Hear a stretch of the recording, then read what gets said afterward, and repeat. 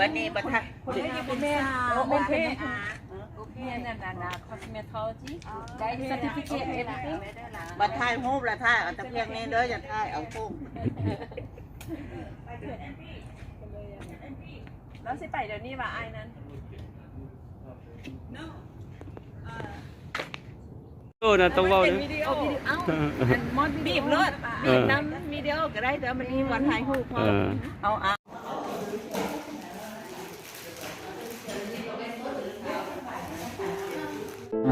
อิมานิปัญจสิกขาปะชานิสีเลนะสุขติยันติสีเลนะโภคสัมปทาสีเลนะนิพุติยันติตัสมาสีรังวิโสทะยีสาธุพันเต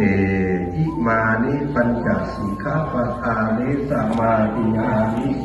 ทุติยามปีอิมานิปัญจสิกขาปะทานิสัมมาทิฏฐานิตาติยามปีอิมานิปัญจสิกขาปะทานิสัมมาทิฏฐานิ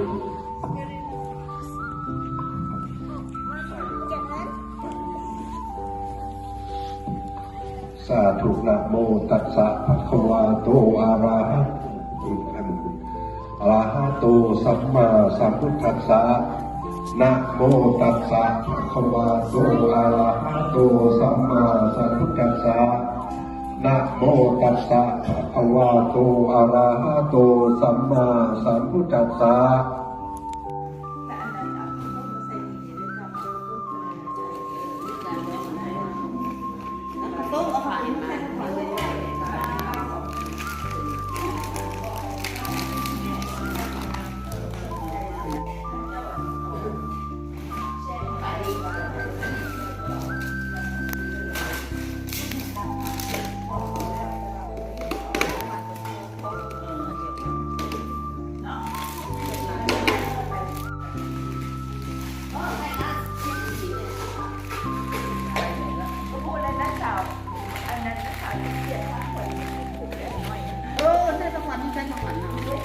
เอามาคนเอเหรอ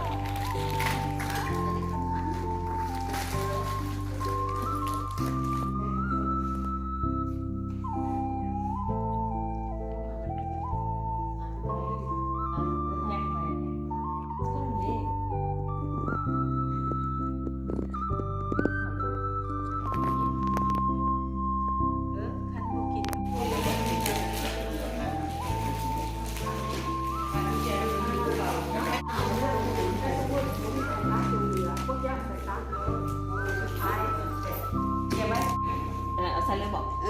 น้อยว่าบอยันว่าเอาบุกบิ่งใส่โกนก็เลยว่าปากไปมันจึงงามขนาดบนเด็ดที่ว่านะเขาบอกเล่าปากใส่แต่ผัดเป็นอย่างเอาไว้นะว่าที่นั่นใส่อย่างไรกันอย่างนั้นนะเป็นอย่าง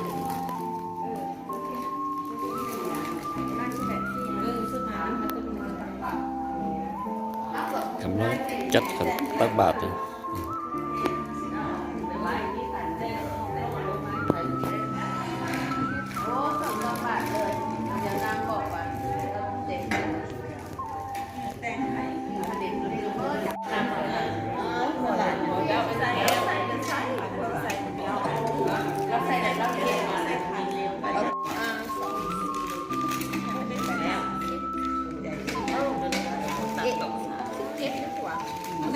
ใหม่ๆก็มา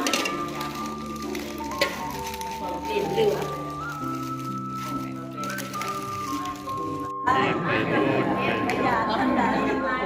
ไป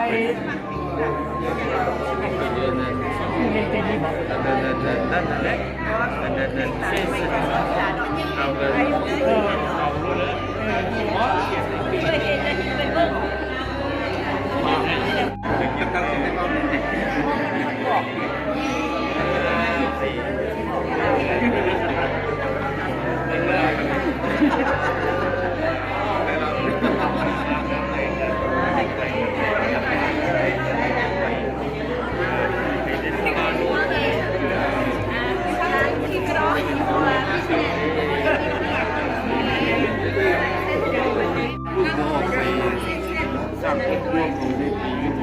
ก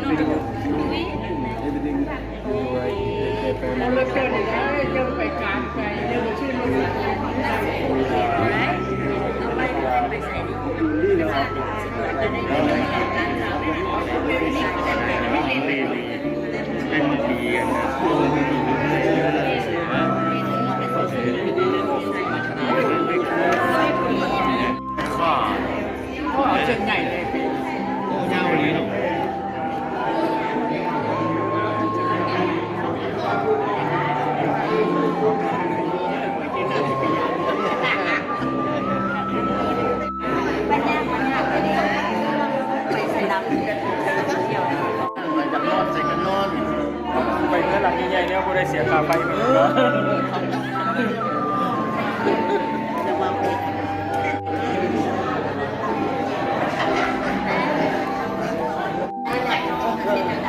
เอามาหน่อย จากตู้ห้องเนี่ยเราบอกเราไม่มาให้ตัวนี้ถ่ายรูปนะตัวนี้นะที่ไหนเนี่ยแค่ไหนถ่ายเนี่ยคุณน่ะมึงติดมาได้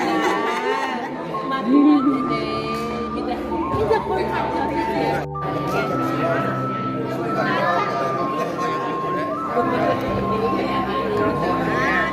ก็คือพอเลย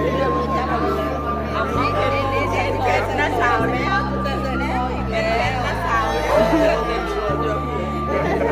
มาธรรมดามาทีละเอ๊ะอีกสักใส่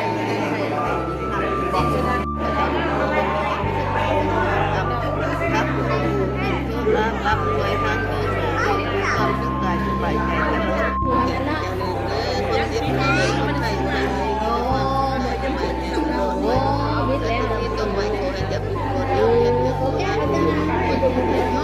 ปแล้วไปให้มีผู้ช่วยทำมาให้มีการทางจะมีทางแบบนี้เงินไว้ได้เป็นตัวเจ้ากับแม่เจ้ามีกับคนตัวนี้เป็นตัวไหนเราคือทำครับเราไปลงน้ำรับทำมีคือไม่ได้ขัดการสบายใจตลอดที่ดาวโอ้ยมันยังน้องมันนี่ยังน้องมันนี่มันมักไม่หันเซลจะคนเลยล่ะอันนี้ยังจะเอาอยู่นี่แล้วจะใช้เงินแล้วมัน